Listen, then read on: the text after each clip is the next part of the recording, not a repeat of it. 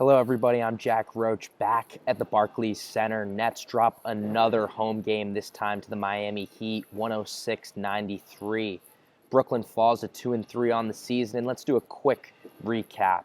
In the first quarter, we saw multiple times where James Harden was visibly frustrated with the officiating.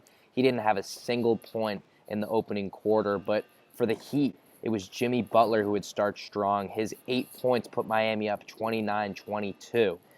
The second quarter brought some James Harden action at last. We saw his vintage step-back three-pointer.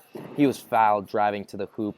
He'd finish the quarter with 11 points, and the Nets would go up 51-49 at the half.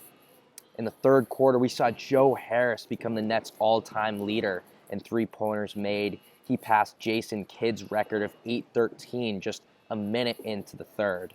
But the Heat would go on a 14-0 run in response to put them back up.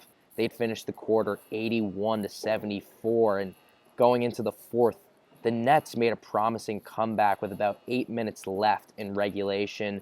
They edged it to a one-possession game, but back-to-back Bam Adebayo posters allowed the Heat to run away with it. Miami improves to 3-1 on the season, and 5 Heat players would record double-digit points. Kyle Lowry also added 9.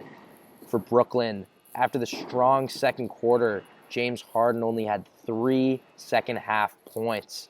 Kevin Durant had his third double-double of the season, 25 points to go along with 11 boards. Here's what he had to say about the team's rebounding woes.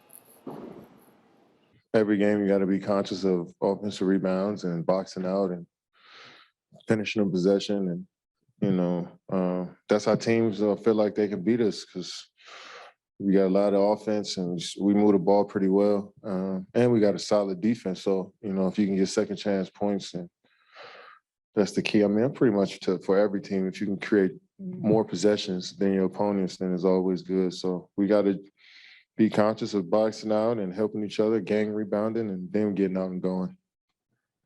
Nets will look to fix that as they host the Pacers on Friday night at 7:30 as they look to get back to 500. I'll have all your updates on WFUV Sports.